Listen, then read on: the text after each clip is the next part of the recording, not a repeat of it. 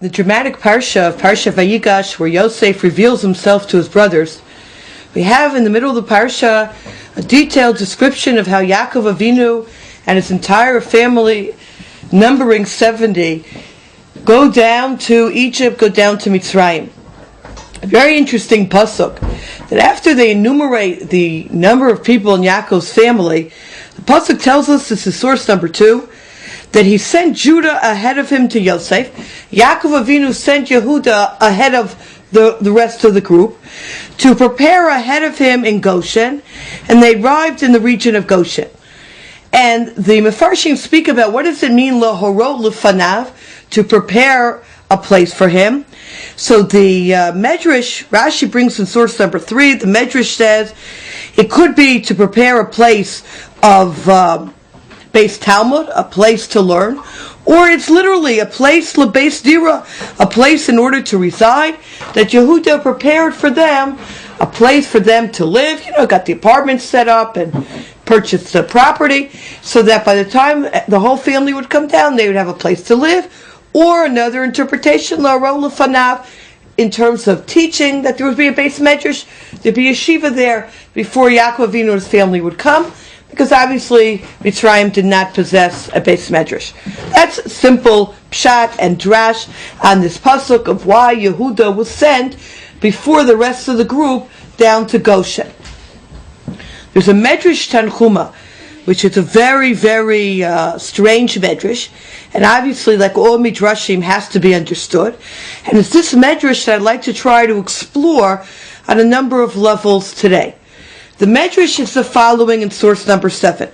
That Yehuda shalach lefanav, and Yehuda he sent in front of him, ahead of him, Yilamdenu Rabbeinu, and Matayim mivarchim ala ner b'motzei Shabbat. When do we say the blessing on the candles, on the Havdalah candle on Motzei Shabbos? Kach shanu Rabbeinu. This is what our rabbis taught. Ein mivarchim ala ner. We don't say the bracha on the Havdalah candle ad sheyeh tov la'oro, until you get hana, pleasure from its light. Uminayin lamdu, and from where do we learn this? Min HaKadosh Baruch Hu, Shenamar, Vayar Elokim et ha'or ki tov. The pasuk says that Hashem saw the light, that it was good. V'achar kach, and then the pasuk says Vayavdel Elokim ben or ben achosha, that Hashem made a distinction between light and darkness.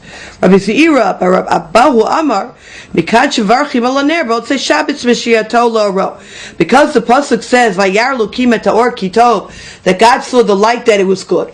And only after he saw the light, that it was good, and got hanag, a pleasure from the light, kifyachol, then vayavdel elokim, then Hashem made this distinction. So likewise, it's only after we get benefit from the light, then we have baruch hamavdil, then we have the idea of hamavdil, of making the distinction on between Shabbos and the rest of the week.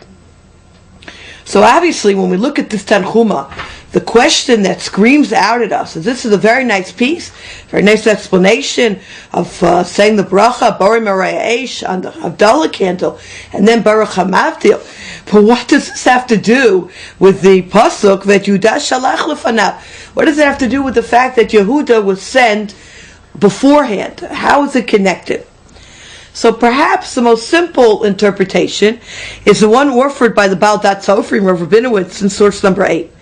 He says, Vayavdel, the idea of Havdalah is lavdil davar echad min ha'acher. It's to make a distinction between one thing and another. And you can only do that when you're able to see the difference between the two.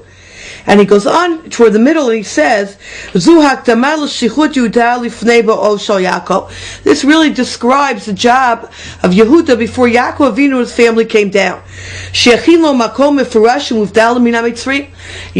Avinu sent Yehuda down in order to establish a place that was different, that was separate for the Jews than that was from the Egyptian, and special for learning Torah, and he couldn't assume that Yosef would do this, because Yosef, to whatever extent, was connected to the Egyptian culture, and he needed somebody totally different, totally from the outside, to be able to create this environment which was going to be holy. So the pasuk Yehuda shalach lefanav says that that's Ofrim.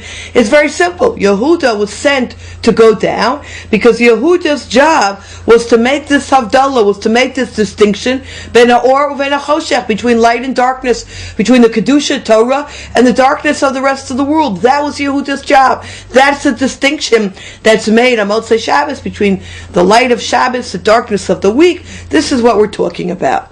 And indeed, the Be'er Yosef of Yosef Salan in sources 3 through 6 echoes this idea very clearly. He says, I can understand, he notes, why Yehuda would have to be there to set up a place for a beis medrash. But why is it necessary for a place for living accommodations? Could they not have lived in Yosef's palace? Sure, there was enough room until they could, together find, accommodations that would suit their needs. So explains the Be'er Yosef in source number 5a. V'yitachen sheYaakov Avinu hikpid litashev b'makom miyuchad. That Yaakov Avinu wanted from moment go to live in a separate place. Why? Mikevan shemitzrayim hayta eretz tamea u'meleah avodah zarah v'gilulim shonim. Egypt was filled with idolatry, and we know that Egypt